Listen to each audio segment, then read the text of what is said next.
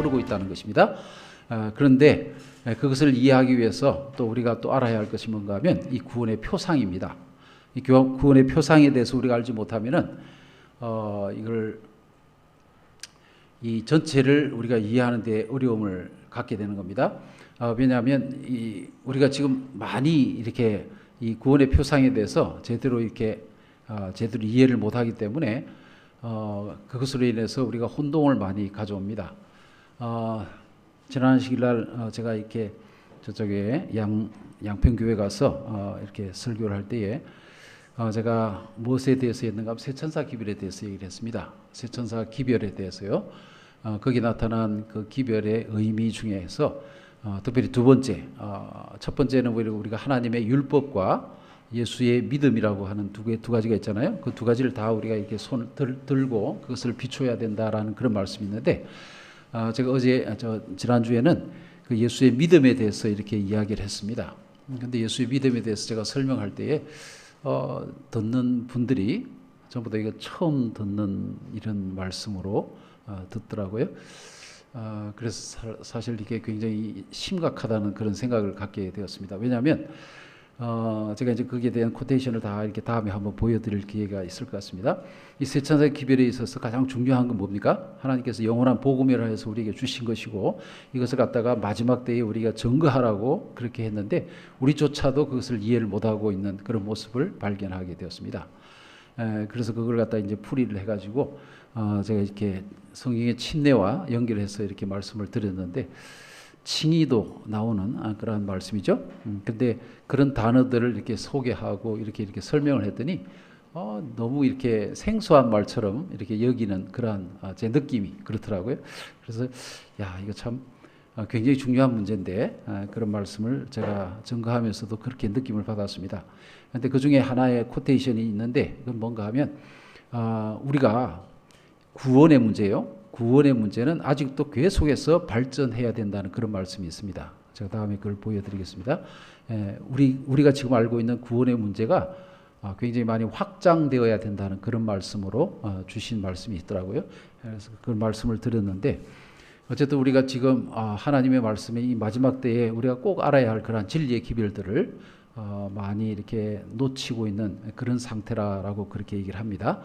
그래서 오늘은 이 성경에 있어서 굉장히 큰 줄거리가 하나 있는데요. 그 줄거리가 우리 구원에 관한 문제인데, 그 구원에 관한 문제에 있어서 우리가 굉장히 중요하게 이해해야 할 그런 부분이 있는데, 그게 뭔가 하면 바로 이 구원에 있어서 두 단계의 신앙이 있다는 것입니다. 우리가 교인이 되고 나면 반드시 거쳐야 할 두 단계의 신앙이 있다는 것. 물론 이제 세상에서 나오는 것까지 치면 세 단계가 되겠죠. 그러나 세상에서 나와서 우리 교회에 들어온 상태에서 침례를 받은 단계와 그 다음에 또 다른 단계가 하나 있다. 두 단계를 여기서 얘기하는 것을 우리가 볼 수 있습니다. 자, 다음 성경절들은 사람이 예수를 처음 믿고 예수를 영접한 뒤에 두 단계의 신앙이 있다고 말해준다. 믿음의 두 단계가 있고요. 의인의 두 단계가 있고, 구원의 두 단계가 있고, 율법 아래에서 은혜 아래로 이렇게 가는 단계가 있고, 거래 신앙에서 관계 신앙으로 가는 여러 가지, 제가 찾은 거로는 18가지가 나오는 것을 발견하게 되었습니다. 그래서 이 두 단계를 우리가 잘 이해를 해야만 우리가 어떤 설교를 들을 때 이 단계는 지금 무슨 단계를 얘기하는구나 하는 것을 이렇게 딱 알게 되고, 그래야만 이해할 수 있는 그러한 내용들이 성경에 보면 굉장히 많아요. 왜냐하면 구원에 대한 이야기가 전부 다 우리가 혼동해가지고 하나로 알고 있기 때문에 그것을 구별을 하지 않으면 이랬다 저랬다 굉장히 혼동이 온다는 것을 제가 발견하게 되었습니다. 그래서 구태여 이것을 갖다가 두 단계로 나누어서 우리가 이해를 하면은 모든 구원의 단계를 우리가 쉽게 이해할 수 있기 때문에 제가 말씀을 좀 이렇게 준비를 했습니다. 자, 구원의 표상에 대해서는 제가 전에 말씀을 드렸습니다. 우리의 구원의 표상에 대해서는 성경은 분명하게 얘기하기를 이스라엘 백성들이 애굽에서부터 출발해서 광야로 가나안으로 들어가는 그 과정이 우리의 구원의 표상이라고 그렇게 말씀을 했습니다. 그래서 우리가 보는 바와 같이 전에 했죠. 모세의 인도를 따라서 우리가 애굽에서 나왔습니다. 그 다음에 광야를 지나갑니다. 광야는 뭐라고 그랬습니까? 광야는 사도행전 7장 8절에 보면 광야는 교회라고 그렇게 배웠고요. 물론 우리가 애굽은 세상이라 그랬죠. 세상에서 불러 나와서 우리가 광야로 들어왔고 광야는 교회인데 교회 생활합니다. 그런데 홍해를 건너는데 홍해를 갖다가 성경은 말하기를 고린도전서 10장에 침례라, 물의 침례라고 그렇게 표현을 했습니다. 그래서요, 이 광야를 지나가는데 이제 광야를 어느 정도 갈 때 끄트머리에 가서 이제 모세가 죽습니다. 근데 모세는 어떤 것을 표상하는가 하면 우리의 다시 말하면 율법을 표상합니다. 그래서 모세는 처음부터 어떻게 해요? 창세기, 출애굽기, 레위기, 민수기, 신명기를 이렇게 기록한 그러한 사람이기 때문에 이 모세오경은 율법서라고 그렇게 부르죠.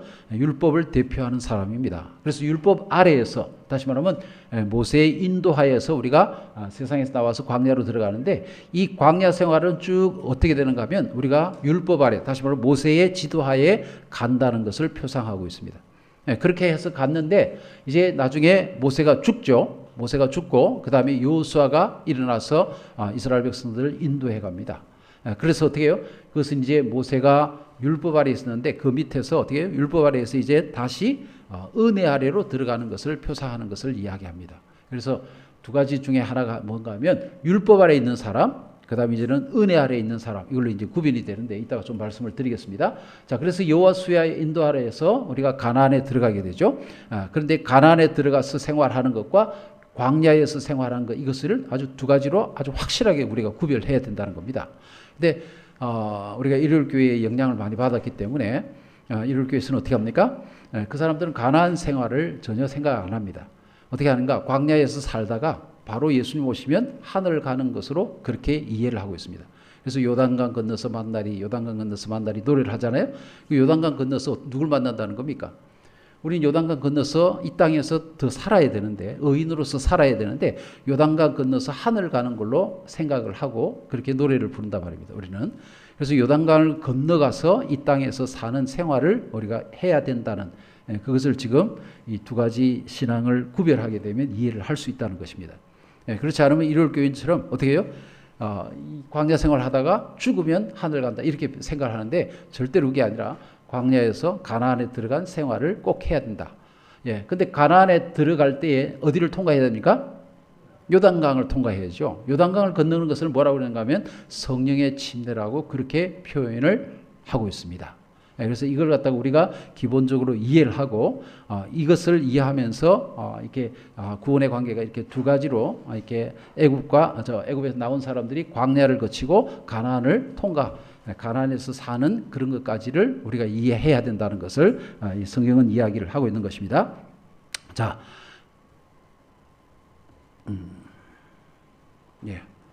자, 요것을 이제 하면서요. 자, 이걸 갖다가 제가 이제 표현하기를 신앙의 초보 단계와 신앙의 성숙 단계로 이렇게 두 가지로 이해하면 되겠다라는 생각이 듭니다. 그래서 첫 번째는 광야에 있는 단계죠. 교회 생활을 하는 단계라. 근데 이 교회 생활은요, 광야는 땅이 아직 없는 곳이었다 그랬죠. 가나안에 들어가면 땅을 선물로 받았습니다. 모든 족속에게 모든 가정별로 다 땅을 나눠줬죠. 그래서 제일 큰 차이는 뭔가? 광야 생활과 가나안 생활의 제일 큰 차이는 땅이 있고 없고입니다. 그죠? 광야에서는 땅이 없어요. 가나안에 들어가면 땅을 받습니다. 그런데 보면 성경에 보면은 이 땅에 대해서 이야기를 하면서요, 이 이야기를 갖다가 천국 비유에서 많이 이야기를 합니다. 그 땅을 사는 것, 특별히 마태복음 13장 44절을 보면 한 소작인이 어떻게 해요? 남의 땅을 갈다가 땅을 어떻게 해요? 나중에 사게 되죠. 그죠? 자기 모든 것을 바쳐서 땅을 사게 되는 그런 장면이 나옵니다. 근데 우리는 그걸 천국의 비유라고 하면서 이 땅 사는 문제에 대해서 그렇게 생각을 안 하거든요. 근데 땅을 삼으로써 그 사람의 뭐가 바뀝니까? 신분이 완전히 바뀌게 되죠. 소작인에서 이제는 땅을 가진 사람으로 바뀝니다.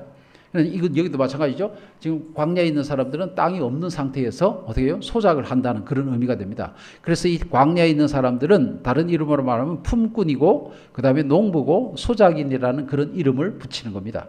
그런데 이 사람들이 나중에 어떻게 해요? 땅을 얻게 되는 가나안에 들어가서는 그들을 소작인이라고 하지 않고 뭐라고 부릅니까? 상속인이라 부릅니다.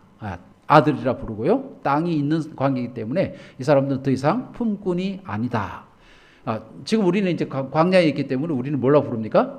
우리는 품꾼이라고 그렇게 명칭을 우리의 신분에 대해서 품꾼이라고 그렇게 이름 붙입니다. 근데 우리가 아직은 아들이 아니죠. 가나안에 들어가서 거기에 들어가면 이제 아들, 땅을 받게 되고 그때부터는 아들이라 그렇게 이런 명칭을 붙이게 되는 겁니다. 자, 거기에 대한 똑같은 이야기들이요. 성경에 많이 나옵니다. 자, 첫 번째 마태복음 22장 여기 보면요. 여기 우리 하나님께서 이게 이제 뭐가 나옵니까? 그 왕의 잔치, 그죠? 혼인잔치가 나옵니다. 혼인잔치 이야기가 나오는데, 자, 여기 보면 이제 마태복음 22장 14절에 보면 청함을 받은 자는 많되 택함을 받은 자는 적더라. 그렇게 표현했죠. 근데 이 청함을 받은 사람 누굽니까? 우리가 이제 처음에 보면 그 이야기 나오죠. 처음에 이제 임금이 잔치를 베풀었는데, 사람들을 보내가지고 이제 사람들을 초청 막 합니다. 그랬더니 사람들이 뭐라고 그래요? 초청을 막 하니까, 아이고, 나 소 사야 되기 때문에 안 된다. 내가 장가 들어야 되기 때문에 안 한다. 초청을 거절한 사람들 있죠. 그 사람들은 누구예요? 애굽에 있는 사람들. 초청을 거절한 사람들입니다. 그런데 그 청함을 받고 들어온 사람들이 있어요. 그 사람들은 교회에 들어왔죠. 청함을 받아가지고 어떻게 해요? 교회에 들어왔어요. 그 사람들을 뭐라고 부릅니까? 청함을 받은 사람이라 그렇게 부릅니다. 그래서 청함을 받은 자는 많더라. 교회에 들어온 사람은 많다는 얘기입니다. 근데 아예 초청을 거절한 사람들은 이방인이기 때문에 관계를 안 하고요. 성경에 두 가지 사람이 있는데 하나는 청함을 받은 사람이 있고 교회에 이제 들어온 사람이죠. 그 청함을 받은 사람 가운데 또 뭐가 있습니까? 택함을 받은 사람이 있다. 택함을 받은 사람은 무슨 차이입니까? 청함을 받은 사람과 택함을 받은 사람의 차이는 옷 입은 것 차이라고요. 옷 입는 거. 그래서 왕이 딱 와서 보니까 어때요? 잔치상에 딱 보니까 나눠준 옷들을 입고 왔는데 사람들이 그죠? 다 입고 왔는데 한 사람은 안 입고 왔더라. 그래서 이 사람은 뭐예요? 쫓아내버렸죠. 그래서 그러면서 뭐라고 그래요? 왕이 한 얘기가 청함을 받은 자는 많은데 그런데 택함을 입은 자는 적더라. 택함을 입은 자는 누구예요? 옷을 입은 자들. 예? 의인의 옷을 입은 자들을 택함을 받은 사람이라고 그러고 청함을 받은 사람은 그냥 자기 옷을 입고 온 사람들. 예. 그래서 그 택함을 받은 사람은 거기 자리에 남아 있고요. 청함을 입은 사람, 자기 옷을 입고 온 사람들은 다 쫓아내버리라는 그런 이렇게 이야기가 있는 것입니다. 자, 그래서 여기에 청함을 받은 자와 택함을 받은 자로 두 가지로 분명하게 구별하고 있습니다. 자, 그런데 청함을 받은 자에 대해서 뭐라고 하는가? 로마서 8장 33절에 누가 능히 하나님의 택한 자들을 송사하리요. 그랬어요. 택한 자는 누구라고요? 의인의 옷을 입은 사람들이라고 그랬죠. 그러니까 로마서에는요, 이 하나님의 택한 사람들, 옷을 입은 사람들, 의인의 옷을 입은 사람들을 누가 송사하겠는가 이거예요. 마귀가 송사를 어떻게 합니까? 마귀는 누구를 송사해요? 청함을 받은 사람들에게 송사를 하죠. 뭐라고 송사합니까? 이 사람이 어떻게 이게 의인이라고 할 수 있겠느냐? 이 사람 교회 다니는데 뭐 거짓말도 하고 뭐 이렇게 뭐 하는데 이 사람은 무슨 의인이라고 할 수 있겠느냐라고 송사를 합니다.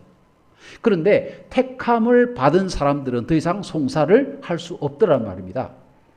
자, 이게 무슨 말인가? 여러분, 우리가 아는데 아브라함의 예를 들면 말입니다. 아브라함이 처음에 하나님을 믿을 때에 창세기 15장 6절에 보면 뭐라고 그랬어요? 아브라함이 하나님을 믿음에 이것을 그의 의로 여기셨다 그랬어요. 여기셨다고 그랬습니다. 여기셨다는 말은 뭐라고요? 의인인데 의인이 진짜가 아닌데 의인으로 하나님께서 여겨주신단 말입니다. 그러니까 재판을 하는데 그 재판에서 뭐가 나오는가 하면 이제 하나님께서 변호사로서 쓰셔가지고 뭐라 그러는가 하면 이 여호수아가 의인이 아니냐라고 얘기를 한다 이겁니다. 나는 이것을 의인으로 여기는데 라고 하는데 그때 누가 나와요? 사단이 나와서 검사가 나와서 뭐라 합니까? 어떻게 이 사람이 의인입니까? 라고 딴지를 걸기 시작하는 겁니다. 예.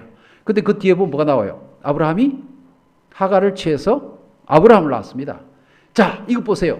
이런 사람이 어떻게 의인이라고 할 수 있습니까? 라고 사단이 송사를 하잖아요. 이때는 아직도 아브라함이 청함을 받은 사람이란 말입니다. 아브라함이 청함을 받은 사람이고 그 사람은 아직 택함을 받은 자가 아니죠. 자, 택함을 받을 때는 뭐라고 합니까? 택함을 받은 자는요, 불시험을 견디고 나온 사람. 다시 말하면 침례요한이 말하기를 나는 물로서 침례를 주는데 저 뒤에 오시는 분은 능력이 많아가지고 뭘로 준다고요? 불로서 성령으로서 침례를 준다고 그랬어요. 그게 뭔가 하면 불침례를 이야기합니다. 불침례를. 불침례를 받고 나오면 성령의 침례를 받게 되는 겁니다. 그런데 지금 뭐예요? 하나님의 택함을 받은 사람들은 불침례를 받고 다시 말하면 이삭을 바칠 때에 아브라함은 불침례를 받은 것입니다. 그러면 그때에 택함을 받은 자가 되었다는 거예요. 그러면 아브라함은 그때부터 뭐라고 그래요? 택함을 받은 자이기 때문에 그 뒤로부터는 송사가 없다는 겁니다. 무슨 말인지 이해가세요? 사단이 더 이상 이 사람은 무슨 의인입니까? 라고 송사할 것이 없다 이거예요. 왜? 이미 판결이 주어졌다는 거죠. 여러분 칭의라는 것은 뭐라고 그랬어요? 지난번에 유죄 판결의 반대라고 그랬죠. 판결입니다. 판결. 무죄라는 판결이라는 거예요. 앞에 이제 막 재판이 시작될 때 판결이 납니까? 그렇지가 않죠. 어떻게 해요? 계속 송사가 있죠. 변론을 하죠. 변호사와 검사가 계속 변호를 하고 나중에 이제 끝에 가죠. 그때 마지막에 불시험을 받았다 이거예요. 이 사람이 불시험을 받았으니 이제 어떻게 한다? 여호와께서 이는 의인이 아니냐. 그러므로 이에게 옷을 벗기고 입혀라 라는 그런 이야기가 나옵니다. 그게 바로 칭의라고 그렇게 얘기했죠. 예, 지금 그렇습니다. 하나님의 택한 자들은 칭의를 받았기 때문에 더 이상 송사가 없고 무죄 딱 선고가 된 겁니다. 이렇게 된다는 거죠. 자, 그래서 이게 분명하게 하는 것은요, 청함을 받은 자가 있고 택함을 받은 자가 있다. 여러분 이걸 꼭 기억하시기 바랍니다. 자, 그 다음에 다른 데 보면 미련한 자가 있고요. 그 다음에 슬기로운 자가 있다. 마태복음 25장에 보면 여기 이제 등을 들고 신랑이 온다. 그래서 어떻게 해요? 자고 있던 처녀들이 10처녀가 일어납니다. 근데 5처녀는 뭐예요? 기름을 가졌어요. 5처녀는 기름을 갖지 않았습니다. 똑같이 어떻게 해요? 똑같이 교인입니다. 똑같은 교회를 다니고 똑같이 어떻게 해요? 처녀들이고요. 신랑을 기다리고 있었습니다. 근데 다들 뭐 하고 있었어요? 자고 있습니다. 자고 있어요. 자, 신랑이로다 하는 말이 나오니까 어떻게 해요? 다 일어났는데 5명은 등을 준비해서 불을 붙이는데 5명은 불을 붙이지 못했어요. 그래서 교회 안에 누가 있어요? 미련한 자들은 등을 가지되 기름을 가지지 아니하니 미련한 자들이 있고 또 그다음에 뭐가 있어요? 슬기로운 자들이 있는데 이 사람들은 어떻게 해요? 등을 가진 준비한 사람들이다 라고 얘기를 합니다. 자, 그래서요 미련한 자가 있고 기름이 없는 자들이 있고 기름이 있는 자들, 슬기로운 자들이 오늘 우리 가운데 두 무리가 섞여 있다는 것을 이야기를 하고 있는 겁니다. 예, 하나님의 백성들 가운데 어떻게 해요? 두 무리가 있다는 겁니다. 지금 이걸 계속 얘기를 하고 있습니다. 자, 근데 이게 뭐예요? 신앙의 2단계라고 또 그렇게 표현이 된 겁니다. 자, 그 다음에 또 중요한 것은 거래신앙과 관계신앙이라는 것입니다. 다니엘서에 보면 뭐가 나옵니까? 다니엘서 보면 세 친구가 나오죠. 다니엘 세 친구가 어디 앞에 섰습니까? 신상 앞에 섰습니다. 신상. 예? 금으로 만든 신상 앞에 서서 사람들이 한 1000명이 모였는데 그들이 뭐라고 그래요? 북을 울리게 되면 신상 앞에 절을 하라. 근데 세 사람은 우리는 하나님을 믿기 때문에 절을 안 해. 라고 하면서 어떻게 해요? 그 자리에서 뻣뻣하게 서 있어요. 그래가지고 어떻게 걸려서 왕 앞에 갑니다. 왕이 너희들 왜 절을 안 하냐? 내가 너희들을 살려주기 위해서 다시 한번 기회를 주겠다. 그랬더니 기회를 다시 줘도 우리는 절을 안 할 거라고. 그래서 어떻게 합니까? 풀무불에 집어넣겠다. 그래도 이 사람들이 뭐라고 그래요? 당신이 우리를 풀무불에 넣든지 말든지 우리는 절을 하지 않겠다. 왜? 우리는 하나님을 섬기는 사람이기 때문에 라고 얘기를 합니다. 이것을 무슨 신앙이라고 그래요? 이걸 관계신앙이라고 그래요. 자, 이 관계신앙은 왜 관계신앙입니까? 내가 어떤 일을 당해도 하나님께서 나를 비록 구원해 줄지 않을지라도 나는 하나님을 떠날 수 없다. 이것이 관계신앙입니다. 거래신앙은 어떻습니까? 앞에 거래신앙. 이 조건입니다. 조건. 야곱이 뭐라고 그랬어요? 야곱이 아버지 집을 떠나서 도망갈 때 그때 하나님의 천사가 천사가 사닥다리 오르내리는 꿈을 꿨습니다. 그리고 하나님 일어나가지고 단을 쌓으면서 뭐라고 그럽니까? 하나님께 거래를 합니다. 하나님, 내가 다시 돌아올 때까지 내가 나가가지고 아버지 집을 떠나서 막 방황하고 어디 가서 뭐 일을 하고 할 텐데 다시 돌아올 때까지 나를 갖다가 잘 돌봐주시고 내게 많은 재물을 주시고 이렇게 하면 나는 어떻게 하겠다? 평안히 아버지 집으로 돌아오게 하시면 여호와께서 나의 하나님이 되실 것이고 내가 10분의 1도 드리겠습니다. 거래를 하는 겁니다. 하나님께. 우리가 처음에 교회 올 때 어떻게 해요? 처음에 교회 들어오면 거래를 합니다. 하나님 나의 복을 많이 주시면 내가 하나님 섬기겠습니다. 이 말이에요. 예? 그런데 나중에 그 신앙이 점점 무르익어서 어떻게 됩니까? 정말 좋은 관계신앙으로 들어가야 돼요. 자, 그런데 그 길로 못 가는 사람들이 많이 있어요. 자, 지난번에 우리나라가 처음 이렇게 안식일 교회가 들어왔을 때에 특별히 안면도에 말입니다. 안면도에 많은 사람들에게 뭐가 들어왔는가? 밀가루가 들어왔습니다. 밀가루. 미국에서요. 우리나라가 가난하기 때문에 미국의 도르가에서 밀가루를 보내가지고 엄청 밀가루 들어왔어요. 그래서 안면도에서는 밀가루를 갖다가 막 사람들이 나누어져 가지고 교인이 갑자기 막 불어난 겁니다. 우리나라 전체에 안식일 교인이 30만 명이 됐어요. 그때. 예? 30만. 지금도 그렇게 안 되잖아요. 그죠? 30만 명이 돼. 왜? 밀가루가 나와가지고요. 막 나눠주면서 교회 나오라고 그랬더니 밀가루 보고 교회 들어왔어요. 이걸 뭐라고 합니까? 거래신앙이라고 그래요. 밀가루를 주니까, 그거 타먹기 위해서 나오는 사람들 있죠. 이게 거래신앙을 하는 겁니다. 자, 그러면 이 거래신앙을 하는 게 나쁜 겁니까? 좋은 겁니까? 좋은 거예요. 우리 거래신앙 하면서 뭐 해야 됩니까? 하나님을 발견해야 돼요. 하나님께. 그래서 기도를 많이 하시라고 그러잖아요. 기도를 많이 해가지고 하나님을 체험하라고요. 예? 그래서 하나님, 당신이 나에게 이렇게 해주시면 나 이렇게 하겠습니다. 그걸 뭐라고 그래요? 서원이라고 그럽니다. 서원. 우리가 하나님 앞에 서원을 할 수 있어요. 서원을 해가지고 뭘 합니까? 하나님께서 내 기도를 들어주시는 것을 경험하게 되는 겁니다. 그걸 서원을 통해서 하게 되면 그 하나님을 알게 되고 경험을 하게 되면서 그 다음에 어떻게 됩니까? 내 신앙이 거래신앙으로 옮겨간단 말입니다. 그런데 거래신앙으로 옮겨가지 못하고 계속해서 관계신앙으로 옮겨가지 못하고 거래신앙을 하고 있으면 어떻게 됩니까? 밀가루가 떨어지는 날이 와요. 밀가루가 이제 더 이상 공급이 안 되니까 어떻게 됩니까? 사람들이 교회 와가지고 밀가루 주나 안 주나? 나와서 그러죠? 목사님이 이제부터 밀가루가 나오지 않습니다. 예? 밀가루가 안 나와요? 그 다음 날이요. 교회가 아주 텅텅 사람들이 쫙 빠져나갔잖아요. 그 사람들은 거래신앙을 해온 사람들. 예. 처음에 우리가 거래신앙을 위해서 교회 들어옵니다. 다 모두가요. 그런데 빨리 우리는 거래신앙을 통해서 뭘 해야 됩니까? 하나님이 계심을 알아야 되고 하나님이 나에게 어떤 존재라는 것을 알게 되고 그 경험을 통해서 하나님을 배워야 되는 겁니다. 그러면 무슨 신앙을 봐요? 관계신앙. 그래서 하나님께서 나에게 이제는 밀가루를 주지 않아도 나는 하나님을 섬기겠습니다. 이 상태가 되어야 된다는 거죠.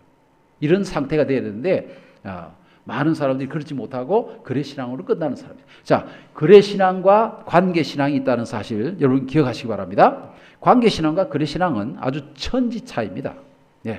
관계신앙은요, 아주 내가 생명을 버린다 할지라도 나는 하나님을 떠나지 않겠습니다. 라고 된 상태를 우리가 관계신앙이라고 그렇게 하는 것입니다. 자, 이렇게 두 가지로 나눠주죠. 자, 그 다음에 의인으로 여겨진 자가 있고요. 의인으로 확정된 자가 있습니다. 아까 말했죠. 창세기 15장 6절에 아브라함이 여호와를 믿으니 여호와께서 이를 그의 의로 여기시고. 여기신다는 말은 진짜입니까? 아닙니까? 아까 말했죠. 진짜가 아닌데 여겨준다는 말입니다. 여겨줬어요. 자, 그것을 갖다 로마서 4장 9절에도 말하기를 그런즉 이 행복이 할례자에게요 혹 무할례자에게요 대저 우리가 말하기를 아브라함에게 그 믿음을 의로 여기셨다 하노라. 이 말을 갖다 계속하죠. 이를 아니하실지라도 경건치 아니한 자를 의롭다 하시는 이를 믿는 자에게는 그의 믿음을 의로 여기시나니. 여기신다고 계속 말합니다. 약속하신 것을 또한 능히 이루실 줄을 확신하였으므로 그러므로 이것을 저에게 의로 여기셨느니라 그랬어요. 여기셨느니라. 자, 그런데 이렇게 여기셨다는 것이 이제는 확정되었다는 말이 여기 나옵니다. 야고보서 보니까요. 2장 23절에 이에 성경이 이른바 아브라함이 하나님을 믿으니 이것을 의로 여기셨다는 말씀이 이루어졌고라고 했죠. 이 말은 무슨 말이에요? 아브라함이 하나님을 믿었을 때에 의로 여기셨다. 이제 의인으로 여겨주셨는데 나중에 어떻게 됐어요? 지금 이 야고보서 2장 23절은요. 아브라함이 이삭을 바치고 난 그 뒤의 이야기입니다. 이삭을 바치고 불시험을 통과했으니까 어떻게 됐다? 이 하나님을 믿으니 이것을 의로 여기셨다는 말씀이 이제는 이루어졌다라고 하면서 의인으로 확정이 됐다는 얘기를 하고 있습니다. 이해가시죠? 계속 그런 말입니다. 이에 경에 이른바 아브라함이 하나님을 믿으니 이것을 의로 여기시다 응하는 말씀이 응하였고라고 그렇게 표현했어요. 그래서 하나님의 벗이라 칭함을 입었다. 자, 창세기 26장 5절에 이는 아브라함이 내 말을 듣고 순종하고 내 명령과 내 계명과 내 율례와 법도를 지켰음이라 그랬어요. 여러분 이때가 언제입니까? 이때가 언제죠? 창세기 22장에서 뭐가 나옵니까? 창세기 22장에서는 이삭을 바치는 이야기가 나와요. 불시험이 나오죠. 자, 불시험이 나온 다음에 24장에서는 뭐가 나와요? 24장에서는 아브라함이 며느리를 구하는 장면이 나오죠. 며느리를 거기에 뭐가 나옵니까? 종을 보낼 때 종이 뭐라고 그래요? 야, 아들 안 데리고 가도 될까요? 아들 데리고 가서 이렇게 여자한테 보여야 되지 않을까요? 뭐 이렇게 얘기하죠, 그죠? 그때 아브라함이 뭐라고 그래요? 그냥 가라 이거예요. 그냥 가라. 너 가서 그냥 이삭의 며느리를 구해오라. 그 여자가 안 따라오면 어떡할까요? 그랬더니 그때 뭐라고 그런가 하면 아브라함이 하나님께서 준비하실 것이다 라고 얘기를 해요. 그 며느리를 하나님께서 준비하실 것이다. 여러분, 창세기 22장에는요 이삭이 묻습니다. 아버지, 이 불과 뗄감은 다 있는데 재물이 어디 있습니까? 그때 뭐라고 그래요? 하나님이 준비하실 것이다. 여호와 이래라고 얘기했잖아요. 그 말을 갖다가 나중에 20년이 지나고 이삭이 어떻게 해요? 장가갈 때가 됐어도 아브라함은 여전히 그 신앙을 가지고 있는 것을 그대로 나타냅니다. 그래서 26장에 뭐라고 그래요? 아브라함이 이제는 내 말을 순종하고 내 명령과 내 계명과 내 율례를 지켰다. 법도를 지켰다라고 그렇게 표현했어요. 그전에는 뭐예요? 불시험 있기 전에는 그러지 못했어요. 계속 거짓말도 하고 뭐 그랬단 말입니다. 그런데 불시험을 통과하고 난 다음에는 그가 아주 계명을 다 지킨 사람으로 그렇게 표현을 하고 있는 것이죠. 자, 그러니까 이게 뭐예요? 믿음으로 의인으로 여겨진 자가 있고 의인으로 확정된 자가 있다는 것을 여러분 꼭 말씀을 기억하시길 바랍니다. 자, 요걸 또 다른 말로 표현하면은 믿음이 오기 전과 믿음이 온 후라는 말로 성경은 또 표현하고 있습니다. 갈라디아서 3장 23절에 믿음이 오기 전에 우리는 율법 아래에 매인 바 되고 그랬어요. 근데 갈라디아 3장 25절을 보니까 믿음이 온 후로는 우리가 초등교사 아래 있지 않냐. 초등교사 누구예요? 농학 선생이라고 그러죠? 율법이라고 그러죠? 똑같습니다. 그러니까 이 율법 아래에 매인바 되었는데 이제는 율법 아래에 매인바 되지 않았다는 얘기예요. 자, 믿음이 온 후와 믿음이 오기 전 이렇게 나눴어요. 자, 여기 믿음은 뭡니까? 여기 믿음은 우리가 처음 믿을 때의 믿음일까요? 아니면 나중에 성숙해진 그때의 믿음일까요? 처음에 물 침례 받을 때 그때 믿음일까요? 자, 여기 보니까 뭐예요? 율법 아래에 메인바 되어가지고 지금 쭉 가잖아요. 그죠? 아까 제가 처음에 이제 그 그림을 보고 말했죠. 율법 아래에서 지금 모세와 함께 계속 이렇게 갑니다. 그런데 어느 날 뭐가 와요? 믿음이 온단 말입니다. 믿음은 다른 말로 뭐라고 그래요? 은혜. 아들이 온단 말입니다. 예, 은혜가 와요. 그러면 그때부터 우리는 어떻게 되는가 하면 초등학교, 율법 아래에 있지 아니하고 초등교사의 이 아래에 있지 아니하고 어디로 갑니까? 은혜 아래로 간다. 그러니까 모세 아래에서 이제는 요수아 아래로 가는 것을 표상했어요. 그때 믿음이 와야 된다는 겁니다. 믿음. 그래서 믿음이 오기 전에 우리는 율법 아래 매인바 됐고요. 믿음이 온 후에는 그러니까 우리의 신앙에 있어서 믿음이라는 걸 두 가지라고 알아야 됩니다. 이따 나올 겁니다. 믿음도 우리가 처음에 믿는 믿음이 있고 그 다음에 나중에 어떻게 해요? 신실하게 믿는 그 믿음이 있단 말입니다. 그걸 또 구별을 했어요. 자, 그래서 믿음이 오기 전에는 우리가 초등학교 믿음을 그러니까 초보적인 믿음을 가질 때는 우리가 율법 아래에 지냈는데 진짜 믿음이 오고 난 다음엔 우리는 어떻게 해요? 은혜 아래로 들어간다. 그런 말을 지금 하고 있는 겁니다. 자, 그래서 이것도 여기에 포함이 되고요. 자, 그 다음에 이제 여섯 번째로는 7.8기 하는 의인의 신앙이 있고 그 다음에 온전한 넘어지지 않는 신앙이 있다고 성경은 분명하게 이야기를 합니다. 예, 보세요. 전도서 20장, 7장 20절 선을 행하고 죄를 범치 아니하는 의인은 세상에 아주 없느니라 그랬어요. 그러니까 모든 의인들은 어떻게 한다? 선을 행하지만 뭐 한다요? 죄를 범한다는 얘기입니다. 그래서 이걸 가지고 우리가 교회에서 어떻게 해요? 막 얘기하면서 여러분 걱정하지 마세요. 예? 걱정하지 마세요. 그러면서 그 다음 뭐예요? 잠언 24장 16절에 보면 대저 의인은 7번 넘어질지라도 8번 일어나면 된다 라고 하면서 안심을 시킵니다. 여러분에게. 저도 옛날에 그랬어요.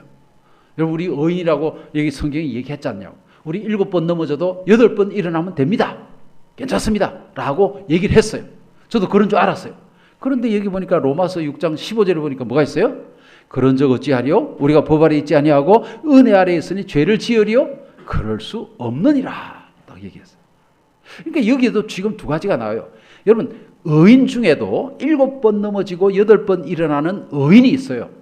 그걸 여겨주신 의인이라 그렇게 얘기합니다. 창세기 보면 어떻게 해요? 아브라함이 의인이라고 여겨주니까 그때부터 어떻게 해요? 그럼 계속 넘어졌다 일어났다 넘어졌다 일어났다 넘어졌다 계속 그래요. 언제까지요?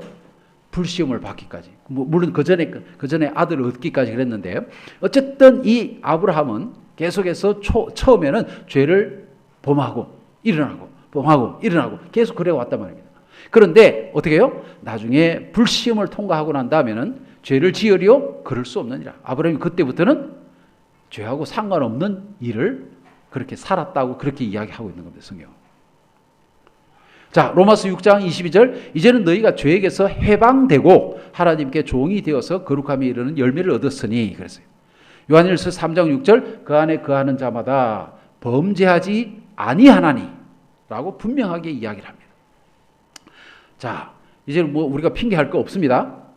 여러분, 난 7번 넘어지고 8번 일하면 된다. 이건요, 아직 저 초등 그 학문의 그 밑에 있는 사람들이죠. 예. 이제 우리 어떻게 된다고요?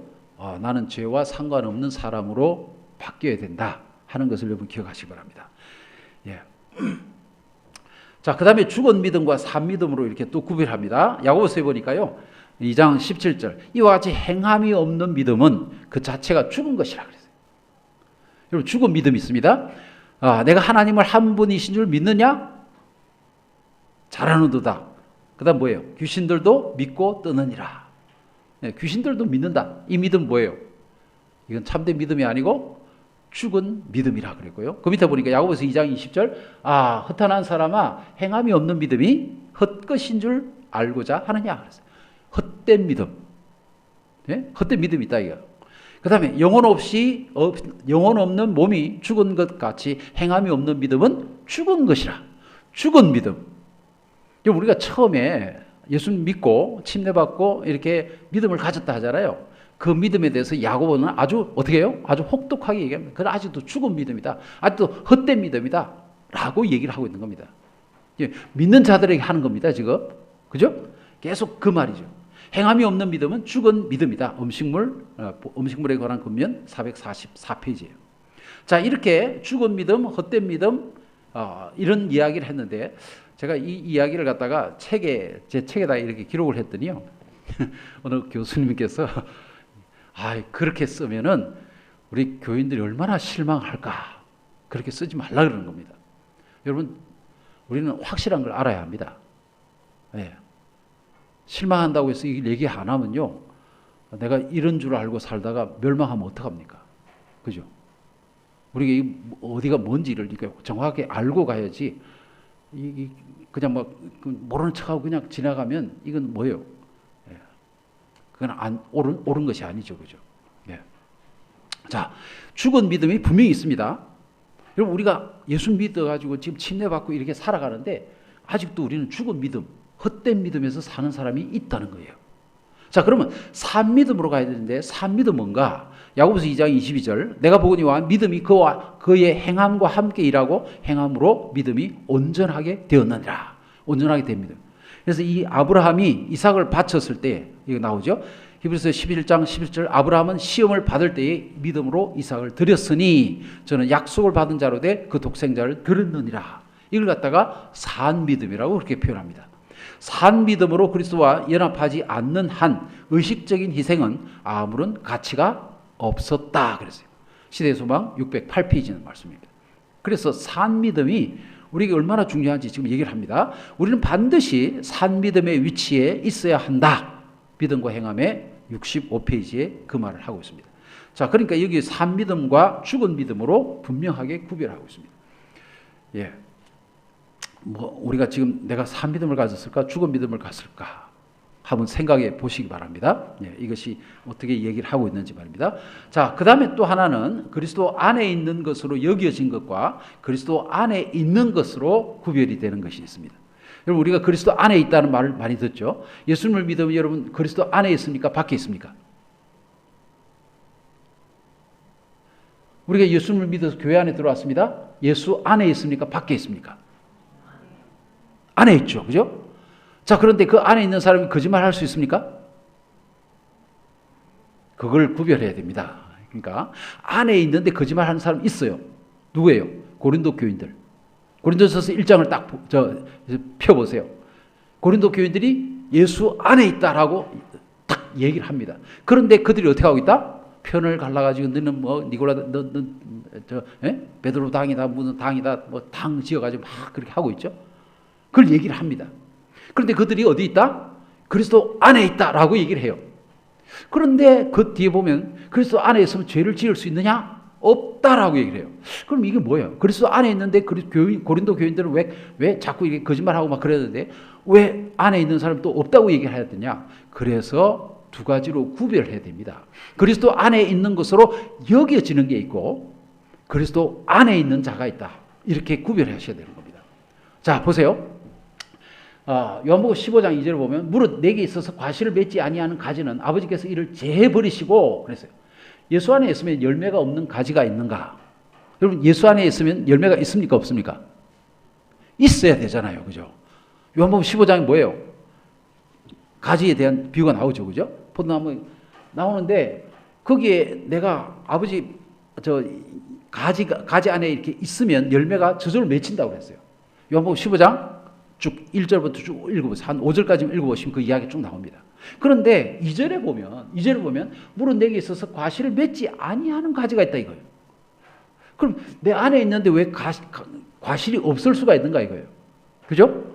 이걸 어떻게 구별해야 되는가? 어떤 때는 저절로 내 안에, 그러니까 우리가 예수님의 가지 안에 딱 있으면 저절로 열매가 맺힌다고 그랬어요. 그런데 저절로 맺히지 아니하고 무릇 내게 있어서 과실을 맺지 아니하는 가지가 있다라고 얘기하면 아니 예수님 안에 있는 존재는 무조건 과일을 맺어야 되는데 왜 없다라고 하는가? 그럼 이게 모순이 아닌가 이거예요. 예수님 안에 있으면 과일을 없는 가지도 있다라고 얘기를 해야 되는데 저절로 맺힌다라고 얘기하면 그럼 말이 모순이 있잖아요. 그래서 이걸 갖다가 왜 우리가 잘 이해하지 못하면은 모순으로 생각되는 거예요. 그런데 이걸 갖다가 풀이를 하면 무슨 말인가 하면 예수님 아니라는 것을 잘 생각해야 되는 겁니다. 뭐라고요? 그리스도 안에 있는 것으로 여겨지는 것이 있고 그 다음에 뭐예요? 그리스도 안에 있는 것이 있다. 이걸 어떻게 설명드리는가 잘 보세요. 제가 전에 말씀드렸죠. 사람 몸은요 그리스도의 몸과 똑같아요. 그리스도의 몸인데 오늘 우리가 어떻게 해요? 과일이에요. 과일로서 입에 들어왔습니다. 과일이 입에 들어오면은 입 안에 들어왔으면 몸 안에 들어왔습니까? 안 들어왔습니까? 몸 안에 들어왔죠. 왔는데 이게 확실히 들어왔습니까? 자, 이걸 아셔야 됩니다. 이 과일이 말입니다. 쭉 내려가요. 쭉 내려가가지고 위에서 소화가 되고, 그 다음에 여기 12장에서 효소가 나와가지고 분해가 되죠. 변화가 일어납니다. 그 다음에 그것이 창자를 지나가면서, 소창자를 지나가면서 흡수가 되어야 돼요. 그러면 어떻게 됩니까? 몸의 세포로서 일부가 되어버려요.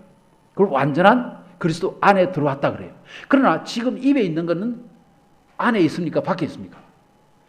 안에 있는데 안에 있는 것처럼 여겨지는 겁니다. 왜? 이것이 그냥 소화가 안 되면요. 얼굴 가가지고 어떻게 해요? 둘 하다가 뒤로 쑥 나가버려요. 이건 뭐예요? 안에 있는 것이 아니죠. 그죠? 그러니까 지금 입에서부터 항문까지 대롱을 하나 긴 것 박아놓은 거하고 똑같아요. 그러면 그 안에 들어갔다고 해서 몸 안에 들어가시냐? 간 것이냐? 아니요. 몸 안에 들어간 것처럼 여겨지는 겁니다.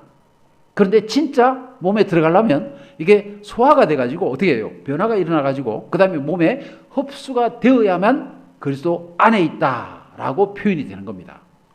그런데 그렇지 아니하고 아직 내려가는 입장이라면 뭐예요? 이거는 그리스도 안에 있는 것으로 여겨진다. 그렇게 표현하는 겁니다. 네. 그럼 우리가 예수님 안에 있어야 되겠습니까? 예수님 안에 있는 것으로 여겨져야 되겠습니까? 안에 있어야죠. 그렇죠? 안에 있어야죠. 여러분 성소를 한번 보세요. 성소에 딱 들어가면 처음에 어떻게 해요? 휘장이 있죠? 양을 끌고 가서 성소에 들어갑니다. 들어가면 누가 있어요? 제사장이 와서 그 양을 받아주고 거기에서 뭘 합니까? 제사를 이제 지내죠. 근데 양을 죽이고 뭐 피를 받고 이렇게 그 다음에 어떻게 물두멍에 가서 손도 씻고 뭐 번제들을 막 드리잖아요. 그러면 이 사람은 지금 성소에 들어갔습니까? 안 들어갔습니까? 성소에 들어갔어요. 들어갔는데 진짜 성소에 들어갔습니까? 아직 아닌 것입니까? 예? 이 성소에 들어가려면 어떻게 돼요? 물두멍을 거치고 번제단을 지나서 성소에 들어가야 되는 거예요. 그럼 이 사람 아직도 처음에 양을 끌고 이제 성소로 들어갔는데 휘장 안으로 들어갔어요. 그럼 우리가 보기에는 야 성소에 들어갔다라고 하지만은 이 사람은 아직도 어떻게 해요? 성소 뜰에 있는 겁니다. 뜰. 근데 그 뜰에서 성소로 들어가려면 어떻게 돼요? 그 희생의 뭐예요? 물두멍을 지나고 번제단을 지나고 다시 말하면 침례라고 해요. 물침례를 지나고 그 다음에 번제단은 뭐예요? 불침례를 통과한 사람이 그 다음에 성소로 들어가게 된다는 것이에요. 다시 말하면 이 물침례와 불침례를 경험하고 난 다음에 완전히 변화가 일어나면 그때 어떻게 해요? 성소로 들어가서 예수님의 몸의 일부가 된다는 거예요. 성소에 들어갈 때에 그때 우리는 뭐라고 그래요? 그리스도 안에 있다. 성소 안에 들어왔다 그래요. 그러나 입구에 막 들어간 사람은 다시 말하면 성막 뜰에 들어간 겁니다. 근데 바깥에서 볼 때는 성소로 들어갔어요. 그런데 어떻게 해요? 진짜는 성소인지 성막 뜰인지 구분이 안 가는 겁니다. 예. 성소까지 들어가야 되는데 이해하시죠? 예. 그래서 그리스도 안에 있다는 말과 그리스도 안에 있는 것으로 여겨진다는 말을 여러분 분명히 또 구별하셔야 됩니다. 아시겠습니까? 이거 뭐 시간이 벌써 다 돼버렸네요. 하나만 더 하고. 예? 여김을 거쳐야. 그러니까 지금 여기는 것을 얘기를 하잖아요. 성소에 들어가잖아요. 성막들에 들어가야 거기를 두 가지를 다 통과해야만 성소로 들어간다는 얘기죠. 그러니까 그 여기는 것을 통과해야죠. 여기 들어가면은 입에 들어가면 안에 들어온 것으로 여겨졌다. 그래서 이제 소화가 되고 깨어지고 죽고 해야만 변화가 되어서 몸속에 완전히 일부가 된다. 이렇게 되는 거죠. 그래서 반드시 변화가 되어야만 진짜 안에 들어가는 거로 그렇게 되는 겁니다. 예.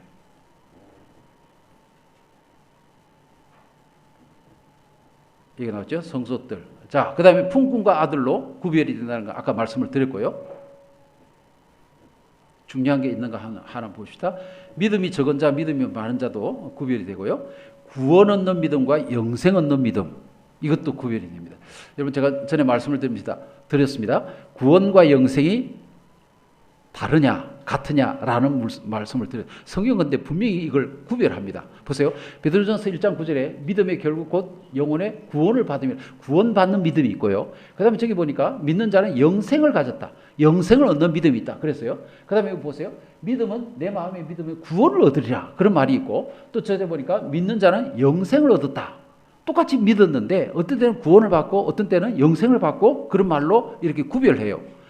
자, 또 보니까 히브리서 10장 39절 구원함의 이름은 믿음을 가진 자가 있고요. 구원함의 이름을 그런 믿음을 가진 자가 있고 요한복음 3장 36절 아들을 믿는 자는 영생이 있고 영생을 얻는 믿음이 있고 구원을 얻는 믿음이 있다라고 얘기하는 거예요.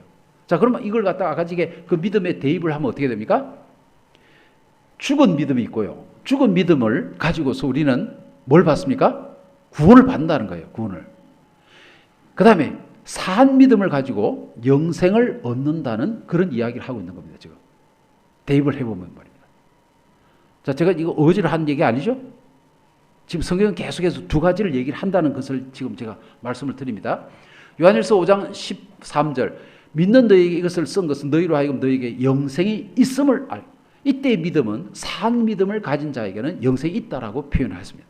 자, 근데 이쪽 편에는 마가복음 2장 5절 예수께서 저희의 믿음을 보시고 중풍 환자에게 이르되 소자야 내 죄 사함을 받았느니라.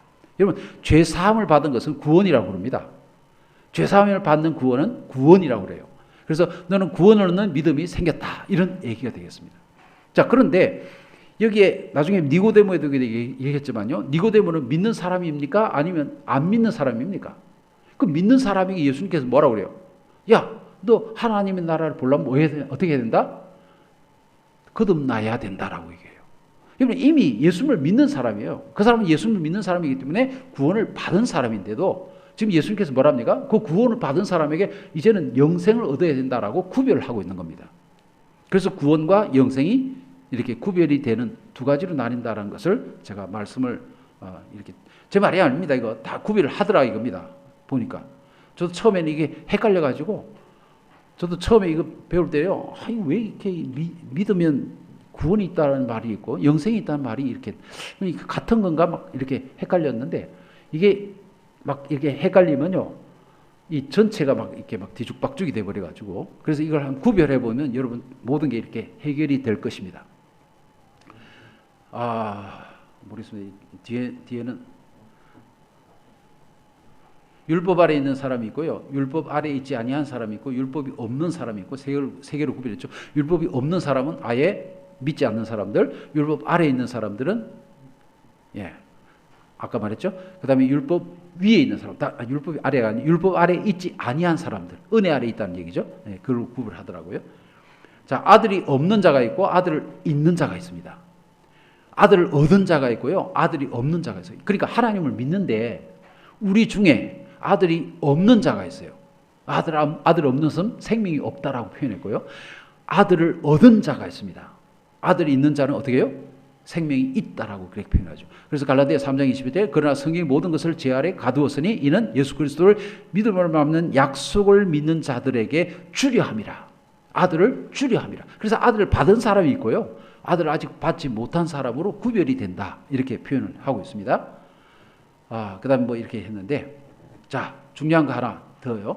자, 이 두 단계를 이루는 경계선이 뭔가 이거예요. 경계선. 다시 말하면 광야와 가나안의 경계선이 뭐예요? 아까 말했죠. 요단강이에요. 요단강. 요단강은 뭐라고 그랬어요? 성령의 침례를 받는 것이에요. 성령의 침례인데 여기 보니까 그 성령의 침례하고 시험하고 다 이렇게 같은 겁니다. 자, 거듭남.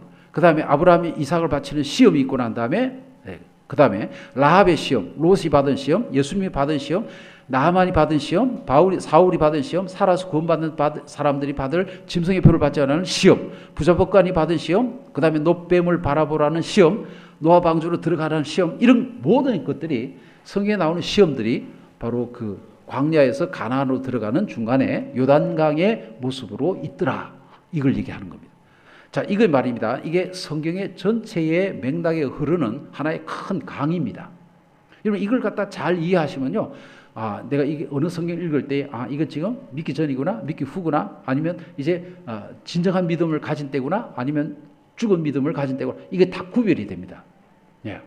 이걸 잘 구별하셔야만 내가 어디에 와 있구나 하는 것을 알게 되고 내가 바른 길에 서서 간다는 겁니다. 시간이 지났으니 마치겠습니다. 오늘 우리 모두가 구원의 길을 하나님께서 바르게 가르쳐 주신 그 길을 갔으면 좋겠습니다.